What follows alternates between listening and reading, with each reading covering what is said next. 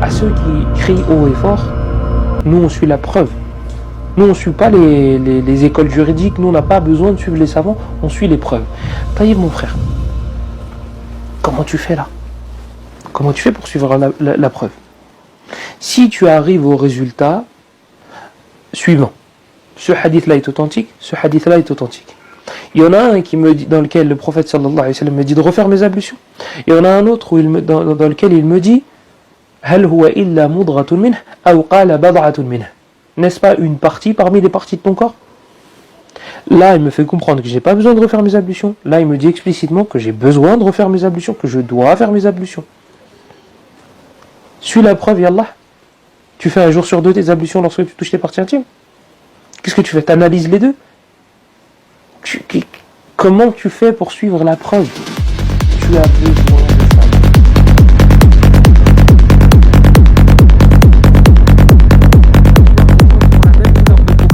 Qui viennent des mêmes pays que nous, qui seront diplômés dans Sharia et qui vont leur dire écoute, t'as vu ça?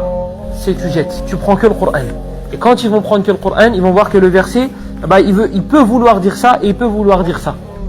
Donc, attention. On ne veut pas être trop dur avec toi. Donc toi, si tu veux prendre à droite, prends à droite. Si tu veux prendre à gauche, prends à gauche. Et la génération d'après, ce sera encore plus catastrophique. Et il est là le khata. Toi, tu vas mourir et tu vas te dire mes enfants, ils sont musulmans, alhamdulillah. Ouais. Et tu les, yawm al-qiyamah, nasallahu al-afiyah, tu les vois en enfer. Qu'est-ce que vous avez fait? Innaka la tadri ma ahdathu ba'dak. Tu ne sais pas ce qu'ils ont inventé. Comment ça se fait qu'un nouveau-né puisse se faire piquer par Shaitan? Comment ça se fait qu'Allah laisse faire ça? Lui, il n'a pas de péché, le bébé. Il n'a pas de bébé. Il n'a pas de péché, pardon. On ne pourra pas justifier le fait, on pourra pas justifier cela avec ouais, mais t'as vu, il a fait des péchés, donc c'est une expiation. Il n'a rien fait, le bébé miskin. Il vient de naître. Comment ça se fait qu'Allah il laisse cette chose?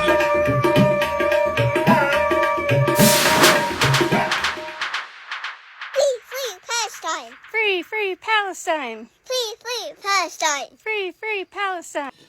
أعوذ بالله من الشيطان الرجيم بسم الله الرحمن الرحيم الحمد لله رب العالمين والصلاة والسلام على سيدنا محمد وعلى آله وأصحابه أجمعين والسلام عليكم ورحمة الله وبركاته. Frères et sœurs, assalamu alaikum wa rahmatullahi wa barakatuh. Nous espérons que vous allez tous et toutes bien en cette fin de journée de ce mercredi 1er juillet, et il est précisément 21h16. Bonsoir à toutes les personnes n'étant pas de confession musulmane qui écoutent cette présente vidéo.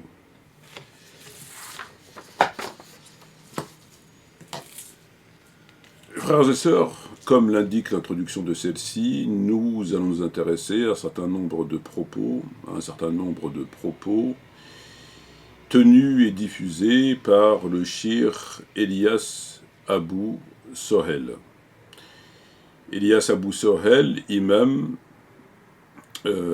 Hafiz al-Qur'an, mashallah, qui a fait ses débuts, comme l'indique sa bio, et que j'ai repris dans l'introduction de celle-ci, qui a fait ses débuts dans l'islam, dans les études islamiques, vraisemblablement à l'âge de 13 ans, et qui a mémorisé le Coran à l'âge de 21 ans. Il est depuis 2012 imam et professeur. Sans plus tarder, frères et sœurs, nous allons écouter cet extrait. Et là, j'en profite pour faire une piqûre de rappel à ceux qui crient haut et fort. Nous, on suit la preuve.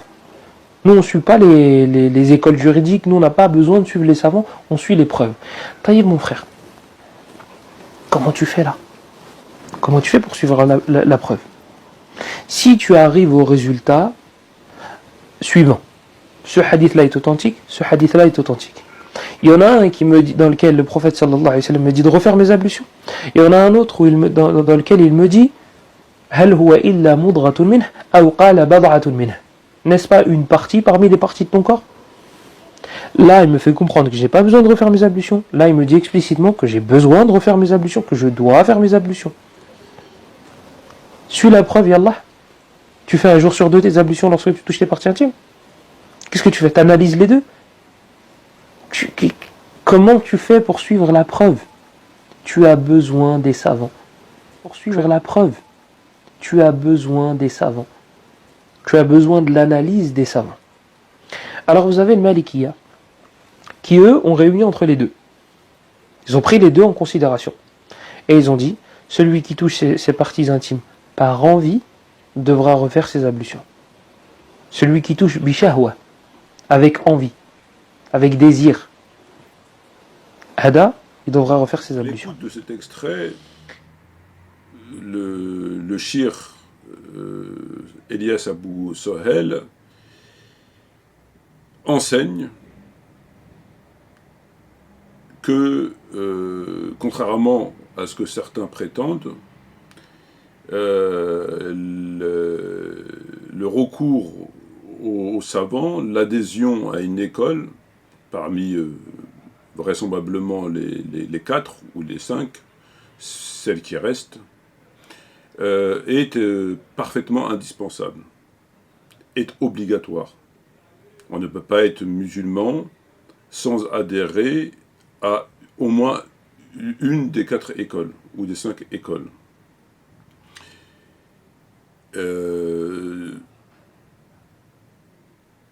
Dire que l'on suit le dalil, la preuve, se permettre de dire que l'on suit à titre autodidacte, en quelque sorte, la preuve et le dalil, cela est tout à fait impossible. Cela est tout à fait impossible. Et ce dernier en fait une démonstration, il illustre son propos à travers les démonstrations que vous avez entendues, en citant l'exemple du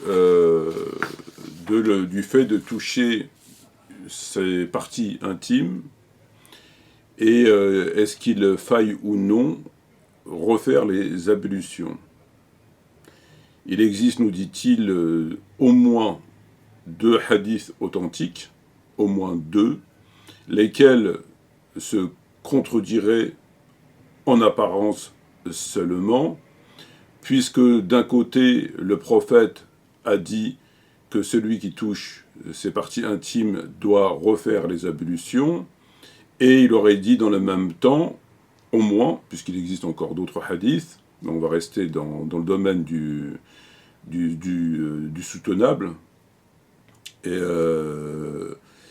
et qu'il existerait un autre hadith qui dirait que non, ce n'est pas nécessaire de refaire ces ablutions, car les parties intimes, finalement, ne sont qu'une partie de ton corps. Donc, ce n'est pas nécessaire de refaire les ablutions.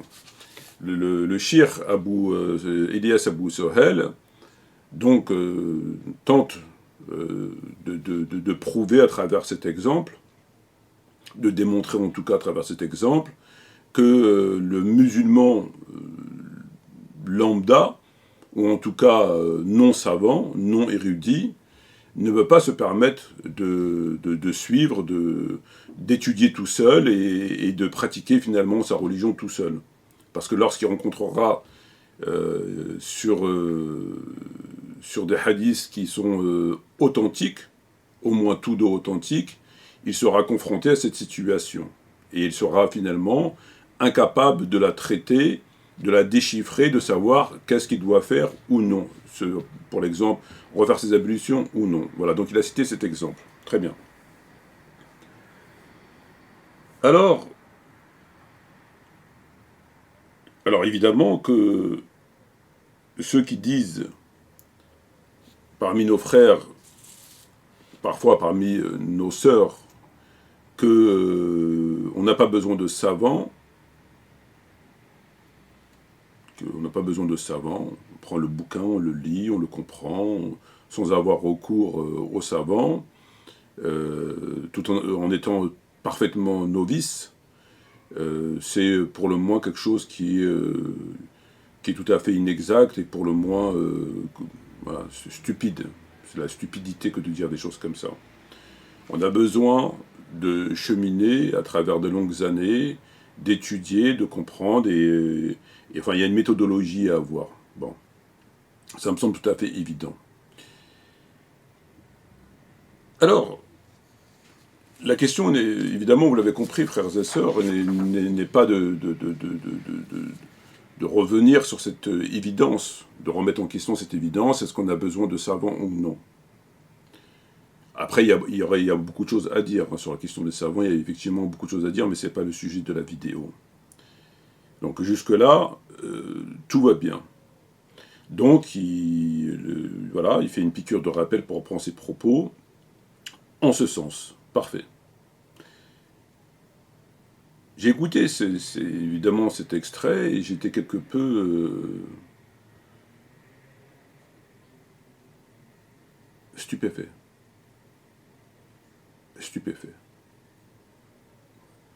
En fait, il n'a fait que confirmer ce que j'avais moi-même constaté, que j'avais inséré dans ma rubrique de recherche. Comment il sait? Comment il sait, c'est pas lui. Comment il sait, c'est par exemple lorsque j'ai lu et étudié les 10 volumes du Sahih Muslim à travers l'explication de l'imam An-Nawawi sur ses différents commentaires, j'ai été interpellé par un certain nombre de ses propos. Malheureusement, j'ai pas eu le temps de regrouper l'intégralité de ces sujets dans cette rubrique, mais j'ai été stupéfait des propos de l'imam Nawawi. Et donc j'ai inséré ce constat à travers la rubrique « Comment il sait ». Mais après, j'ai pas poussé davantage, j'ai pas réuni des textes, etc. Pour cette vidéo, je vais vous citer quelques extraits.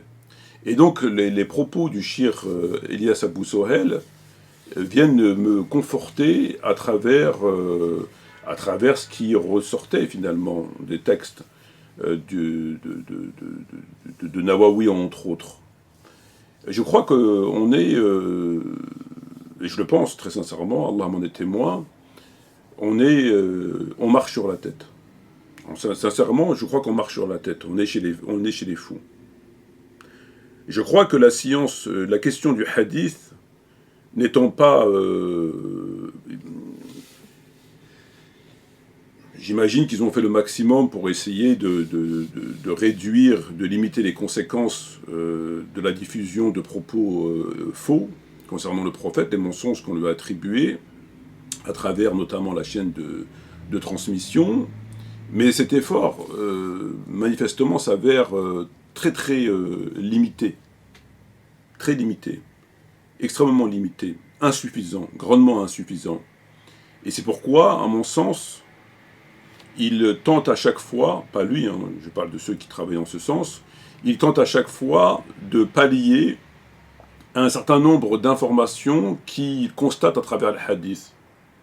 Ils essayent de pallier, de répondre, d'apporter un certain nombre de réponses, et puis dès qu'ils ont apporté ces réponses, il y a constamment, sans cesse, des textes qui viennent mettre en difficulté la chose précédente qu'ils ont mis en place, qui avait pour vocation de répondre à cette interrogation précisément. Alors c'est un peu vague ce que je vous dis, je ne vais pas rentrer dans le fond, voilà, c'est pas le sujet, mais moi c'est ce que je constate.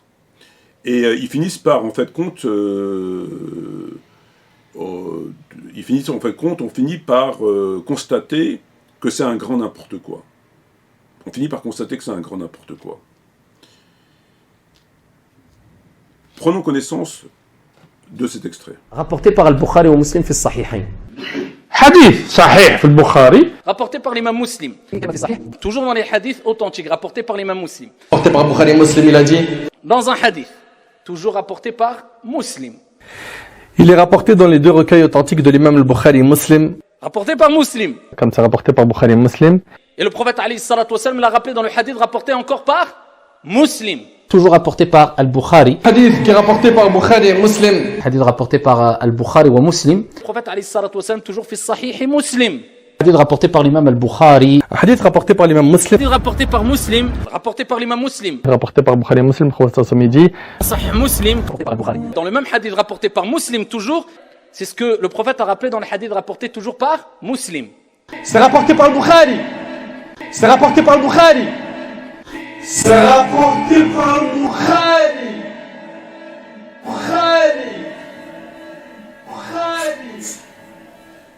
À l'écoute de cet extrait, que j'avais diffusé par ailleurs, on entend un certain nombre d'imams de la République nous citer des hadiths, enfin en tout cas le label, le qualificatif de hadith authentique. Donc vous avez vu, à chaque fois ils citent le hadith authentique, Bukhari Muslim authentique, et ensuite ils vont apporter le hadith et d'en tirer l'enseignement finalement qui en découlerait, puisqu'il s'agit d'un hadith authentique. Donc on cite le hadith authentique, dès lors qu'on dit qu'il est authentique, qu'il soit dans le Bukhari Muslim ou ailleurs, c'est un hadith authentique, un vrai hadith, une vraie parole du prophète, et donc on peut se permettre ensuite de rentrer en voie d'explication, de démonstration, de conclusion, etc., etc.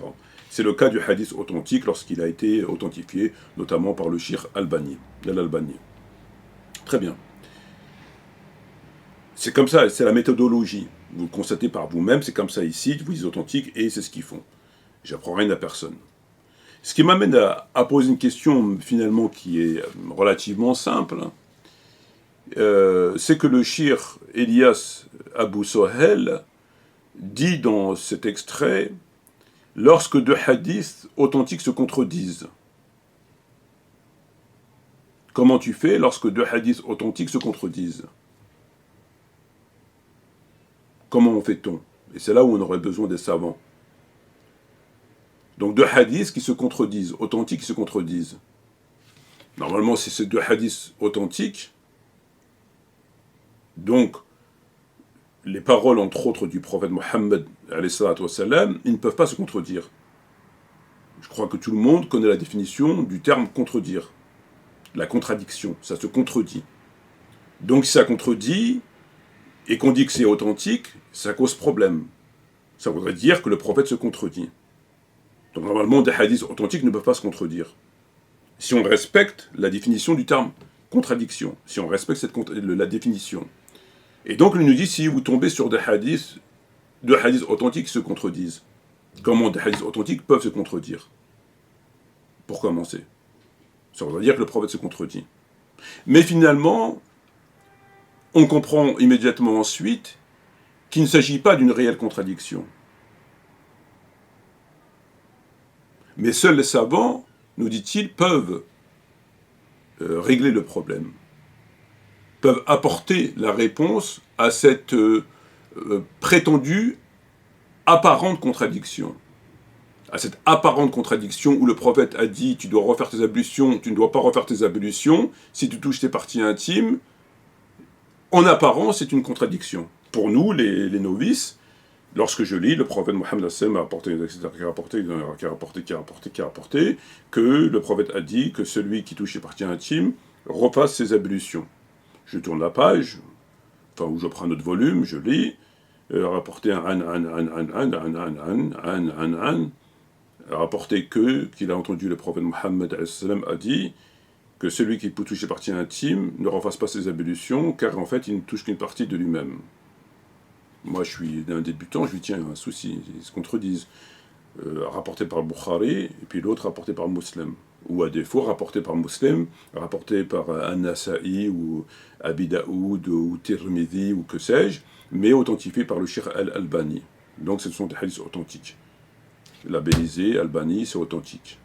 Donc moi, je suis novice, je ne connais pas très bien, je me dis, tiens, il y a un souci, comment je dois faire? Si je rencontre le problème, comment je fais?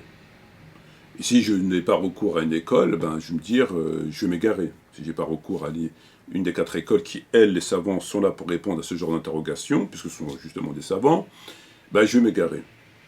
Donc, en apparence, c'est une contradiction, mais en réalité, ce n'est pas une contradiction. C'est parfait. Alors moi, j'ai envie de dire, tout oui, face à une telle situation. Parce que moi, j'en ai beaucoup des situations comme ça. Je peux en citer 200 ou 300. Et avoir les réponses de ces contradictions. Bon. Moi, j'ai cherché, j'ai pas trouvé, je ne suis pas un savant, donc il faut que j'y ai recours aux savants qui, eux, me diront, non, il n'y a pas de contradiction, là, il n'y a pas de contradiction. Bon. J'ai plein d'exemples. Très bien. Donc, il nous dit, c'est très simple, pour reprendre la position de l'école de l'imam Malik, rahimahullah, ce dernier nous explique que la réponse, finalement, la réponse scientifique, étant que si tu touches tes parties intimes avec, comment il a dit le terme, je ne m'en souviens plus, avec désir, en gros, avec certains désirs. Là, tu dois refaire tes ablutions. Si tu les touches normalement, non. Donc le problème finalement, il n'est pas du fait de toucher, ce qui est visé finalement le truc, c'est pas de toucher, c'est comment tu touches. Comment tu touches. Si tu touches normalement, c'est pas grave. Si tu touches avec plaisir, machin truc, là ça cause problème.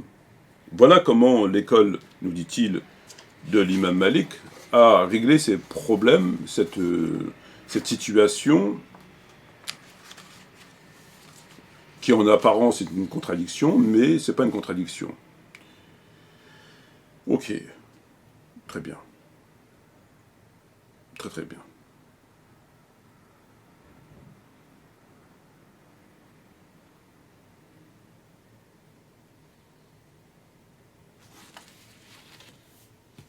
Est-ce qu'il a réussi à convaincre des gens qui l'écoutent, en direct ou sur les réseaux sociaux à travers cette explication? J'imagine que oui. Compte tenu de ce que l'on sait, de ce qu'on entend, de ce qu'on voit, et puis finalement d'un grand jmofoutisme aussi. Il faut quand même rappeler qu'il y a un grand jmofoutisme. Hein. On s'intéresse que par très souvent par distraction, par passe-temps, par voilà. Faut pas être très crédule non plus. Ça, je l'ai bien compris. Est-ce qu'il a convaincu? Oui, je pense qu'il a convaincu. Est-ce que moi, il m'a convaincu? Pas du tout. Pas du tout. Il y a deux éléments qui causent problème. Le premier élément, c'est celui qu'on a cité à travers l'exemple des imams de la République, qui balancent le qualificatif authentique, sahih, et qui immédiatement on voit d'explications, de conclusions, de pratiques, de fatwa et de ce que vous voulez. Dès lors qu'il a été qualifié ce hadith authentique par le fait qu'il a rapporté ou par Bukhari, par Muslim, ou par le fait qu'il a rapporté par notre rapporteur, mais qui a été authentifié par entre autres le Cheikh Albani. Ça cause problème, donc déjà il faudrait qu'ils se parlent entre eux quand même un petit peu, puisque eux ne sont pas dans cette démarche, en réalité. Ils ne sont pas dans la démarche de comme lui le fait, en disant qu'il y a deux hadiths qui se contredisent en apparence. Eux, dès lors que c'est authentique, ils le balancent, etc. Ils peuvent balancer ceux qui touchent les parties, le prophète a rapporté pour Bukhari, etc. Et hop, c'est parti. Il ne va pas, lui, chercher que ça se contredit, puis qu'il faut faire... eux, ils ne sont pas du tout dans ça. Ils ne vont pas regarder que ce hadith de Bukhari contredit l'autre, mais c'est en apparence, donc je vais chercher les savants, qu'est-ce qu'ils ont dit, puis remonter sur ces millions de savants à travers les différentes époques, pour savoir finalement qui dit quoi et qui a raison. Parce qu'après, ça se complique. Il a cité l'imam Ahmed dans son extrait, sans aucun intérêt pour la démonstration ici, qui lui, on a rapporté plusieurs différents... il faut mieux arrêter. Après, il faut arrêter. Après, c'est pas la peine, il faut arrêter. C'est déjà assez compliqué comme ça.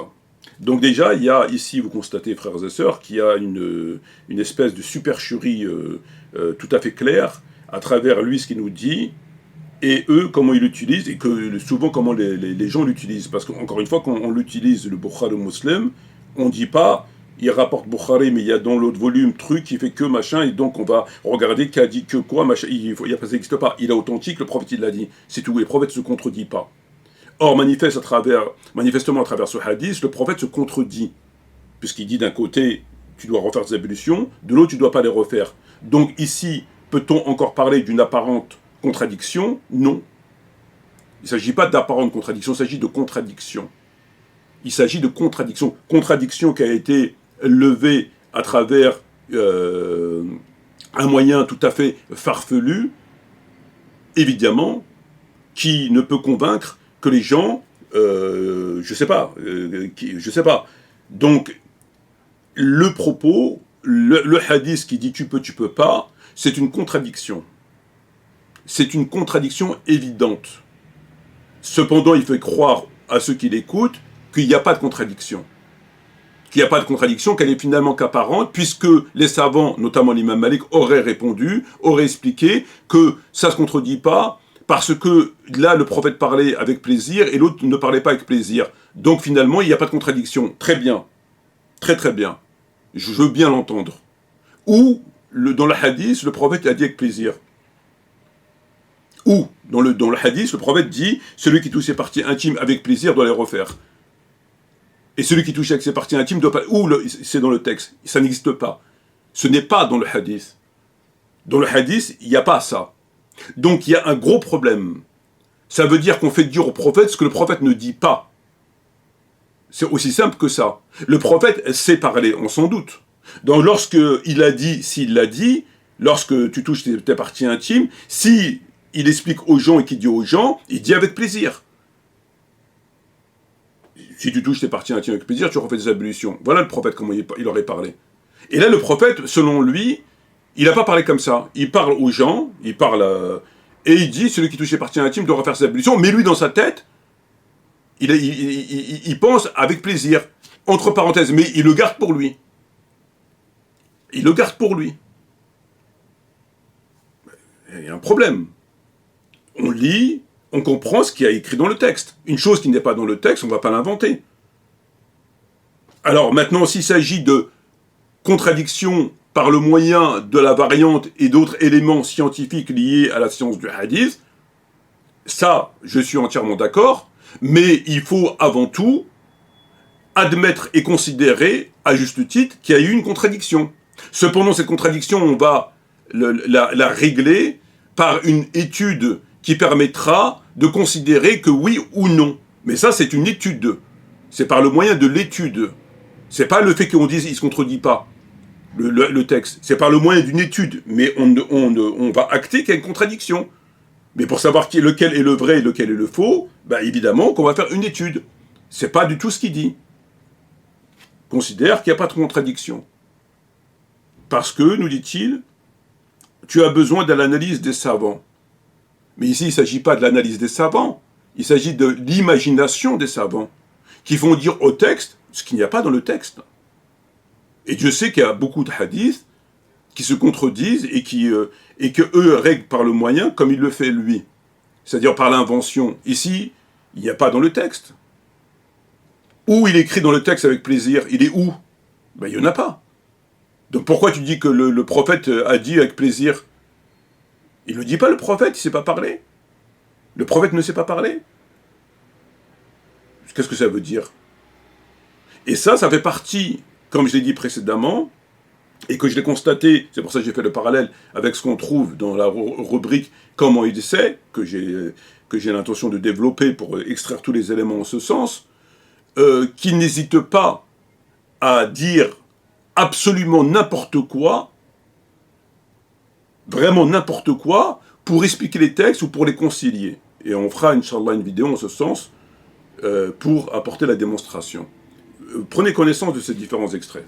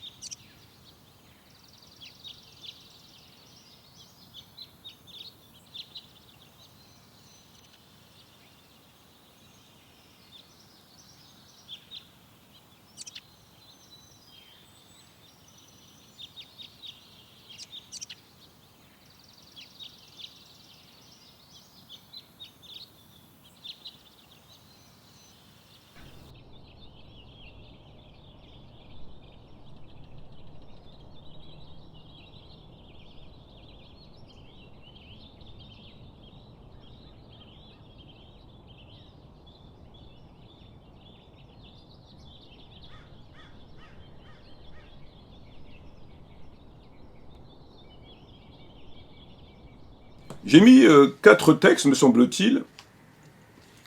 Ils sont beaucoup plus nombreux, très intéressants. On y reviendra, Inch'Allah, dans l'explication de l'imam Nawawi à la Sharh de Muslim.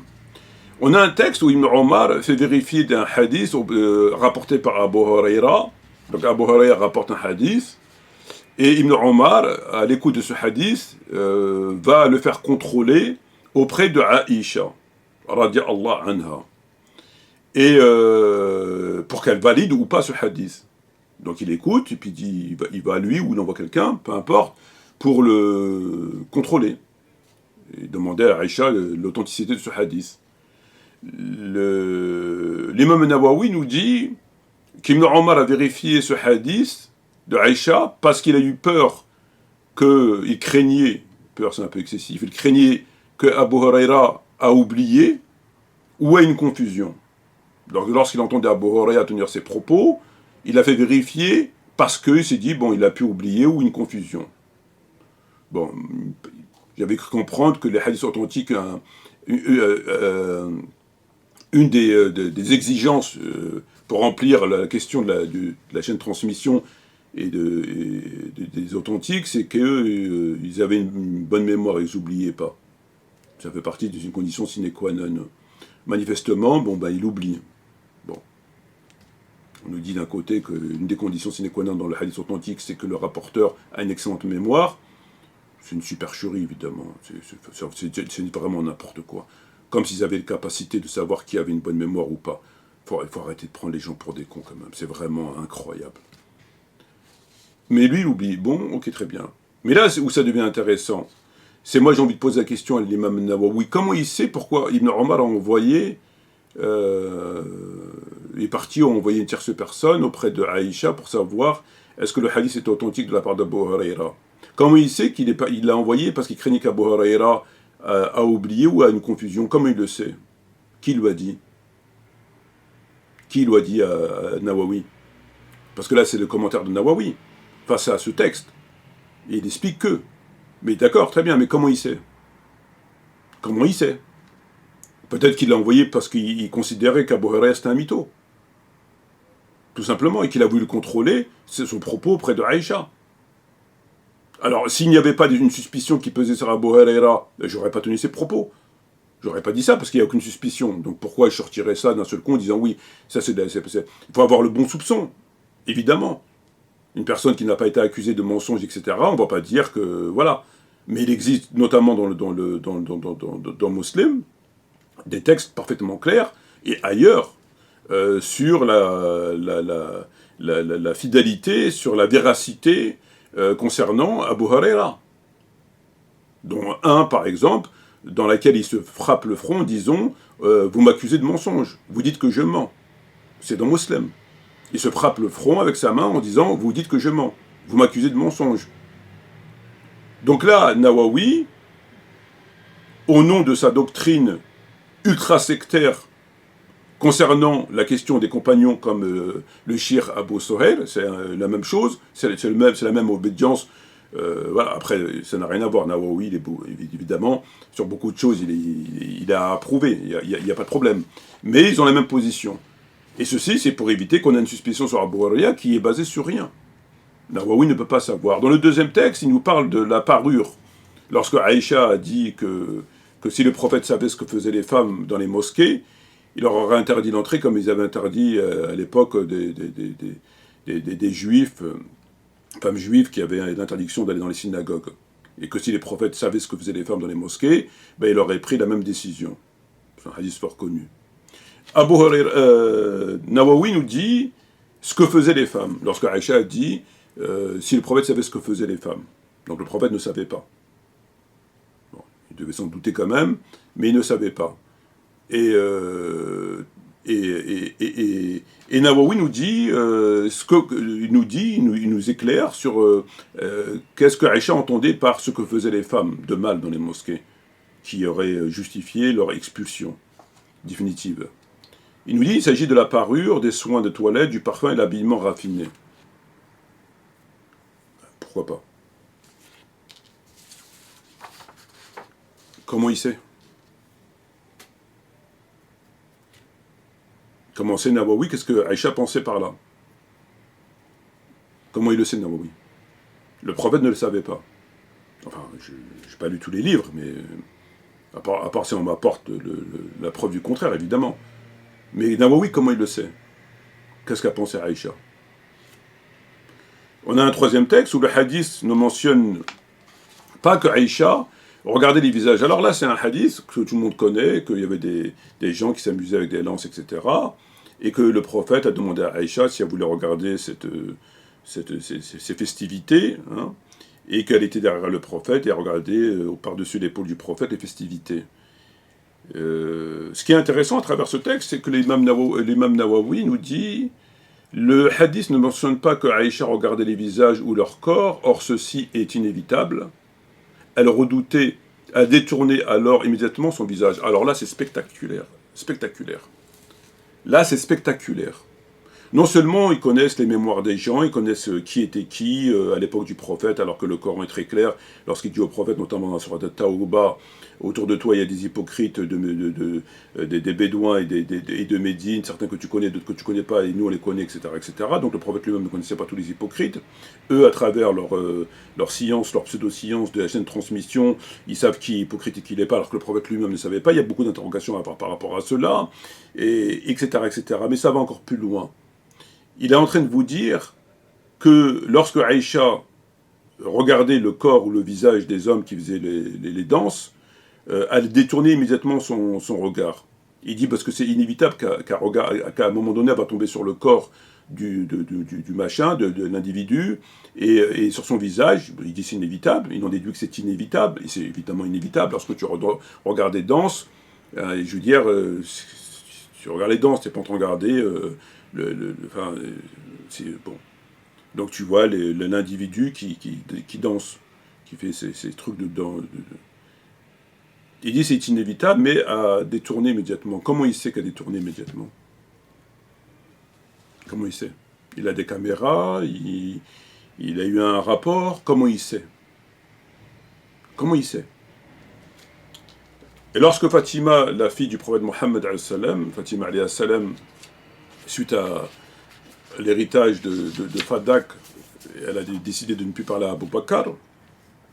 Il nous dit, l'imam Nawawi, Fatima ne parlait plus à Abu Bakr au sujet de l'héritage, sur l'héritage, ou encore elle s'abstenait de lui demander quelque chose, sachant qu'on n'a jamais rapporté qu'elle l'a croisé, qu'elle ne l'a pas salué. Alors, les textes sont parfaitement clairs, la dispute est parfaitement claire, tout est parfaitement clair sur, malheureusement, la dispute qu'il y a eu entre Abu Bakr et Aïcha. Et celle-ci n'a pu adresser la parole, si bien qu'elle a été enterrée sans leur présence, à Abu Bakr jusqu'à sa mort. Les textes sont clairs. Il n'y a pas de discussion à avoir. Sauf qu'on intervient et on veut casser le texte en raison de sa doctrine. Puisqu'elle n'est pas en harmonie avec leur doctrine. Donc il va inventer des conditions. Il va inventer une situation. dont, entre autres, le fait de dire « elle ne lui parlait pas sur l'héritage ». Elle ne lui parlait pas sur l'héritage. D'où ça vient sur l'héritage? Elle lui a pas adressé la parole jusqu'à sa mort. Les textes sont clairs. Tu viens me dire maintenant, elle ne lui parlait pas, et hop, tu fais les parenthèses sur l'héritage. Mais d'où tu sors ça? Où t'as trouvé ça où?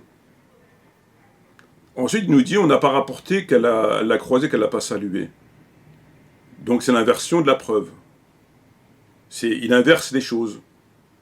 Donc le texte, il est clair, il met une condition qui n'existe pas, il met une situation qui n'existe pas, et par ailleurs, il va plus loin, en disant, on n'a pas rapporté qu'elle l'a croisé. Donc c'est aux autres, en possession du texte qui est parfaitement clair, d'apporter un texte, si texte il existe, dans lequel on apprend qu'à tel jour, à tel endroit, à telle heure, telle année, tel mois, elle a croisé Abu Bakr et qu'elle ne l'a pas salué pour qu'il valide le texte.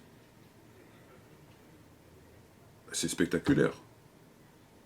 Mais c'est à lui d'apporter la preuve qu'il faut entendre par elle ne parler plus, ou qu'elle doit reparler, peu importe, ou qu'elle ne lui parlait plus par rapport à l'héritage, puisqu'on a la preuve qu'elle l'a croisé, qu'elle l'a salué, etc., qu'elle a demandé si ça va, etc., etc. Donc voilà, je vous cite un texte rapporté par machin qui dit, regardez, elle l'a croisé, etc. Donc finalement, on dit qu'elle lui parlait plus, c'était pas, etc. Mais il n'a aucun texte. Voilà leur pseudo-méthodologie. Puisque eux, c'est une doctrine qu'ils ont. Et on va le voir dans l'extrait qui suit. Prenons connaissance de ce second extrait. Vous allez voir des gens qui ont la même couleur de peau que nous, qui viennent des mêmes pays que nous, qui seront diplômés dans Sharia et qui vont leur dire, écoute, t'as vu ça, c'est tu jettes, tu prends que le Coran. Et quand ils vont prendre que le Coran, ils vont voir que le verset, bah, il peut vouloir dire ça et il peut vouloir dire ça. Donc, attention, on ne veut pas être trop dur avec toi. Donc toi, si tu veux prendre à droite, prends à droite. Si tu veux prendre à gauche, prends à gauche. Et la génération d'après, ce sera encore plus catastrophique. Et il est là le khata. Toi, tu vas mourir et tu vas te dire, mes enfants, ils sont musulmans, alhamdulillah. Ouais. Et tu les, yawm al-qiyamah, nas'allahu al-afiyah, tu les vois en enfer. Qu'est-ce que vous avez fait? Innaka la tadri ma ahdathu ba'dak. Tu ne sais pas ce qu'ils ont inventé après toi. Donc, la chose la plus importante qu'on doit laisser à nos enfants, c'est cet héritage-là. C'est la science. Ce second extrait est tout à fait en harmonie, il est tout à fait complémentaire dans le prolongement de ce qui a été dit précédemment dans le développement par rapport aux propos qu'il a tenus, qu'on a vu sur l'imam Nawawi. Il exhorte les gens, et c'est tout à son honneur, mais il faudrait qu'il applique aussi ce conseil à lui-même, puisqu'il en est un petit peu loin, je suppose. Il dit aux gens, voilà, apprenez la religion à vos enfants, parce que viendra des gens de chez les Arabes, ils parleront notre langue, etc., et puis ils leur diront tous les machins, etc., ils vont les égarer, etc., et que le jour de la résurrection, tu vas voir ton enfant en enfer, en s'adressant à nous, à nos contemporains, évidemment, et que et tu lui demandes qu'est-ce qu'il fait en enfer, et il te dira, le prophète, tu ne sais pas ce qu'ils ont fait après ton départ. Tu ne sais pas ce qu'ils ont fait après toi. C'est ce qu'il dit. Tu ne sais pas ce qu'ils ont fait après toi. Cette phrase a une importance capitale. Capitale. Elle est réservée exclusivement aux contemporains du prophète. Il ne nous est pas permis de l'utiliser, compte tenu de sa gravité et compte tenu de sa réalité dans les ouvrages, pour autres que les compagnons du prophète, les contemporains du prophète.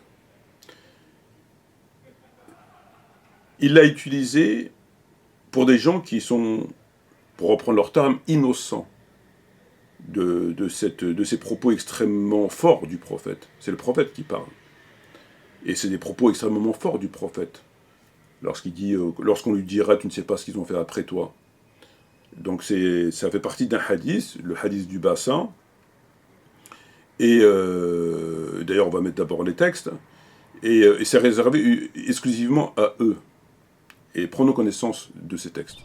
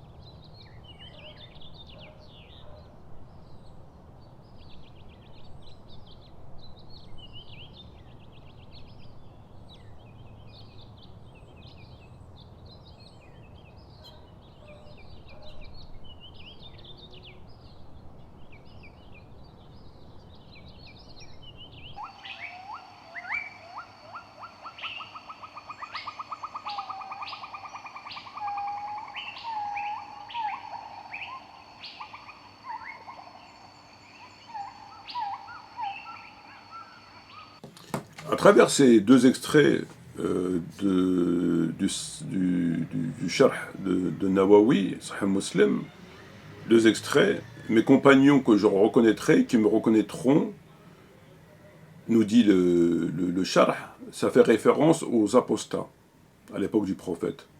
Dans l'autre extrait, qui étaient musulmans du temps du prophète, qui renaient la foi après sa mort.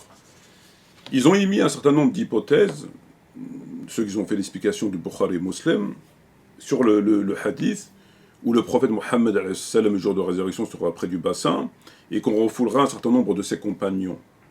Le prophète dira à ses compagnons, on lui dira, tu ne sais pas ce qu'ils ont fait après toi.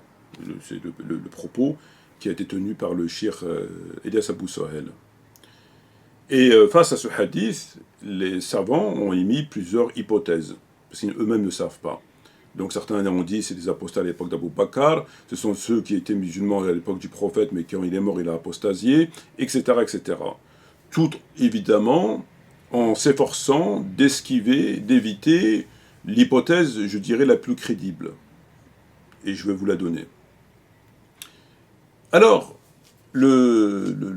pour revenir au propos du shir Elias Abou Sohel, ce dernier s'est permis de reprendre un hadith, enfin un propos dans un hadith, qui est tout à fait contextuel et qui est réservé à des compagnons du prophète, et je répète, à des compagnons du prophète, qui ont changé après la mort du prophète, si bien qu'ils iront en enfer. Lorsqu'on entend certains dire qu'ils ont commis que des petits péchés, il faudrait nous expliquer comment se fait-il que s'ils ont commis des petits péchés, ils vont en enfer.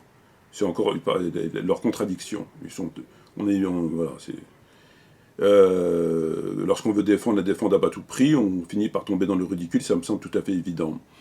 Ce qu'il a fait, c'est extrêmement grave, parce que c'est une parole, un contexte qui est réservé à une situation qui est bien précise, qui n'a aucun rapport avec ceux qui viennent après, mais qui l'a attribué à nous-mêmes, finalement, ou à nos enfants, etc., alors que ça n'a rien à voir. Encore une fois, dans ce courant de pensée, si pensée il a détourné ce propos, cette situation, puisque eux-mêmes ne veulent pas reconnaître qu'il s'agit de compagnons. Et lorsqu'ils le reconnaissent, ils vont vous dire ce sont des hypocrites, etc., etc. Parce que vous connaissez leur position par rapport aux compagnons.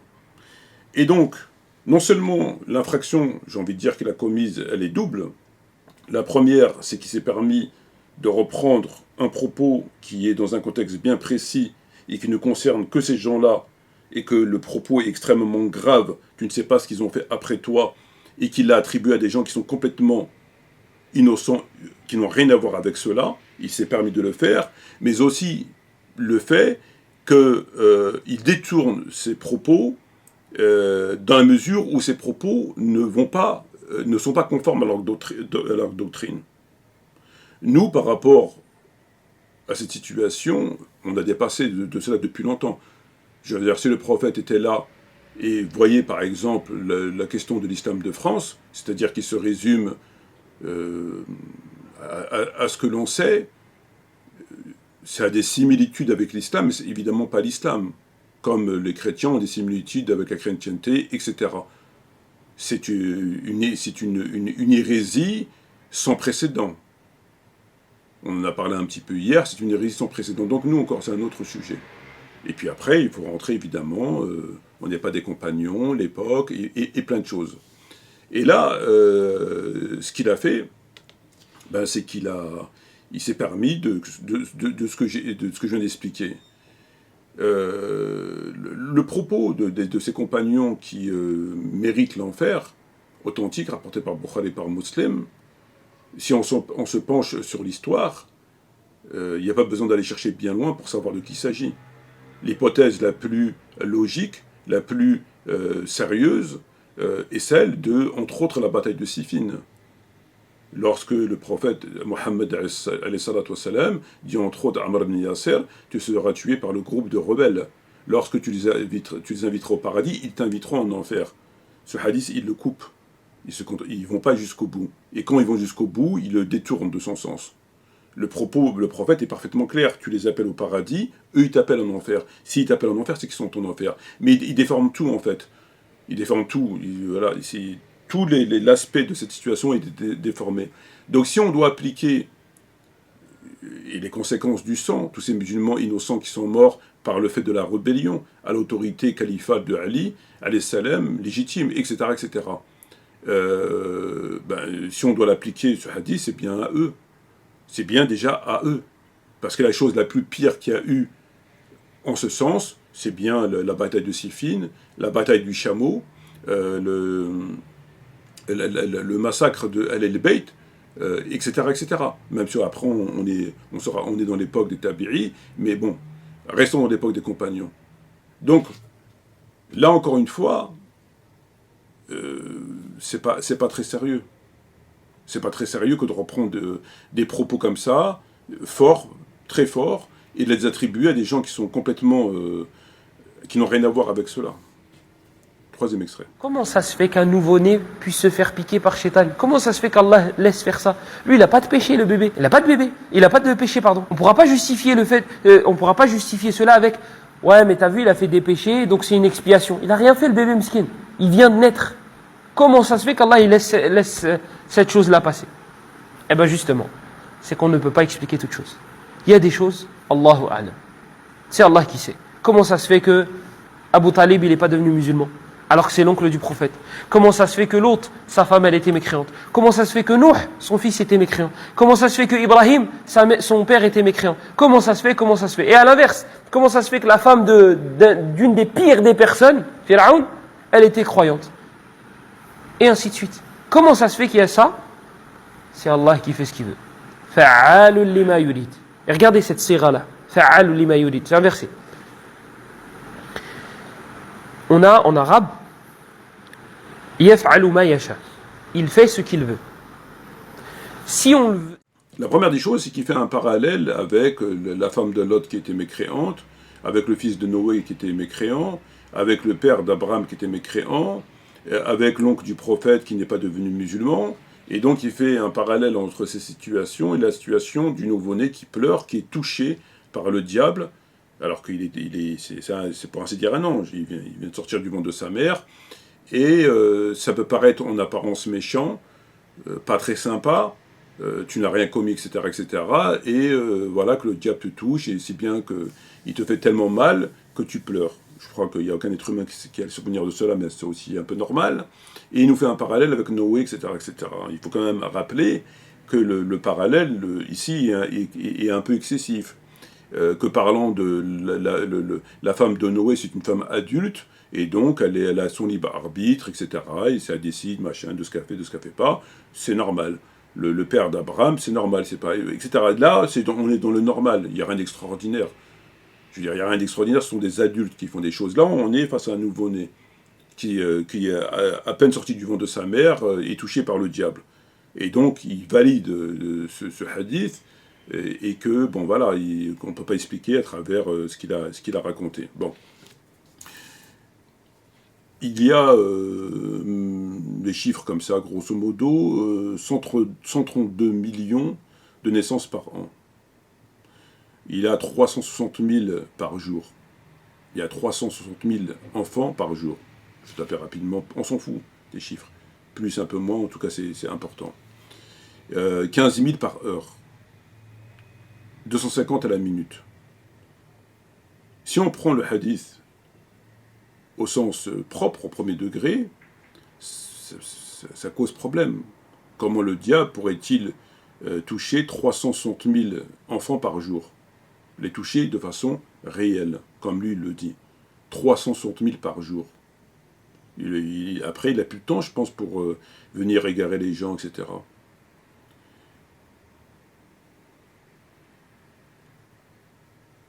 C'est pas étonnant qu'il croit que, au sens littéral du Coran, concernant les attributs de Dieu, la main de Dieu, le pied de Dieu, le visage de Dieu, que c'est vraiment... Puisqu'il c'est ce qu'il fait là. Et il considère que c'est réel, que le diable touche. Alors qu'en réalité, le plus, j'ai envie de dire le plus normal, est de penser que c'est au sens figuré. C'est du figuré. Conformément à cette petite affiche.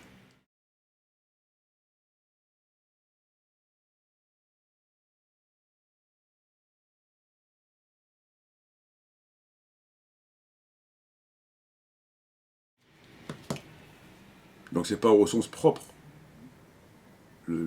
L'enfant n'a pas souffert d'un toucher satanique, diabolique, qui l'a fait pleurer. Ou alors, il faudrait qu'on nous explique. Je sais, pour autant c'est le diable, il a des performances, mais quand même 132 millions par an, 15 000 par heure, 15 000 nouveau-nés, il fait que ça en fait. Il a plus le temps de rien faire. Donc son trône sur l'eau, il attend les démons qui viennent lui faire des rapports et tous ces trucs-là. Enfin, c'est pas sérieux. C'est pas sérieux. On va prendre au sens propre le fait que le diable, conformément au hadith, urine réellement dans l'oreille des hommes. Comme on l'a vu dans le hadith, il urine vraiment. Donc il aurait l'attribution de parties intimes, justement, comme nous les hommes, et qu'il urinerait réellement dans l'oreille. C'est de la vraie urine.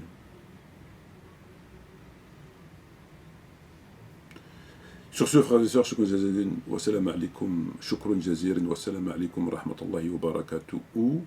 Je vous laisse avec ce dernier extrait que je suis tombé dessus tout à fait par hasard lorsque j'ai cherché la bio du Cheikh Sohail, Elias Abou Sohail. Je cherchais la bio, je suis tombé sur cet extrait et puis il semble intéressant d'écouter ce que nous dit cette sœur. À bientôt, Inch'Allah. Je suis choquée par cet étudiant en sciences, et choquée dans le bon sens. Je vais vous montrer juste après de qui il s'agit. Cet étudiant en sciences, donc francophone, enfin qui donne donc des dourous en français, il n'est pas dans les polémiques, il n'est pas dans le dénigrement, il ne rabaisse personne, il n'est pas dans l'attaque des femmes, etc. Subhanallah, il est vraiment dans la da'wa. En fait, il est en train de partager donc ce qui peut être une faïda, ce qui peut être en fait d'utile, enfin ce qui peut être utile à la communauté musulmane. Et pourquoi je vous dis je suis choquée? Parce que moi, sincèrement, j'écoute jamais les étudiants en sciences francophones. Jamais. C'est le seul que j'écoute, subhanallah, en termes d'étudiants en sciences francophones, c'est le seul que j'écoute maintenant depuis des mois. Et je suis choquée parce que son contenu est tellement riche, Allahumma barik. Vous allez rentrer voir ses vidéos et vous allez voir qu'à chaque fois, en fait, qu'il vous parle, donc, qui vous raconte l'histoire des savants, qui vous raconte l'histoire des compagnons, qui vous raconte, subhanallah, l'histoire des pieux, vous avez envie que d'une chose, de rester et consommer toutes ces vidéos. Et à chaque fois, donc, il a des vidéos, je vais vous montrer, Inch'Allah, là, son compte. Donc, il a un compte TikTok, je pense qu'il est récent, mais il a aussi une chaîne YouTube dans laquelle il y a des playlists et des vidéos sur plein de choses, sur donc, les 40 hadiths, les 40 hadiths Nawawiya, il a des vidéos sur l'aqida, il a des vidéos sur tout, en fait, le fiqh, etc. Et subhanallah, la manière qu'il a en fait de parler, la manière qu'il a d'expliquer les choses, ça te donne envie d'écouter, ça te donne envie d'apprendre, ça te donne envie de changer. C'est ça la vraie da'wa en fait. Et là, ça montre justement, je suis contente de voir qu'il y a un étudiant en sciences francophone qui fait la da'wa correctement, qui n'est pas dans le dénigrement, qui n'est pas dans les insultes, qui n'est pas en train de crier, qui n'est pas en train de dénigrer, qui est en train de faire la da'wa correctement. Allahumma barik. Et donc je vous laisse ici le nom, Elias Abou Sohail. Et ceci n'est ni un partenariat, ni une collaboration, ni rien du tout. Il sait même pas que j'existe. Mais je voulais vraiment vous le partager parce que vraiment, son contenu est vraiment trop riche. Allahumma barik. Moi, j'écoute en général que les étudiants en sciences, les savants, etc. arabophones. Mais en termes de francophones, c'est le seul que j'écoute et je ne regrette pas. J'apprends énormément et je vous conseille de le suivre. Je vais vous mettre, Inch'Allah, son arrobase en bas, de le suivre et de l'écouter parce que c'est vraiment bénéfique.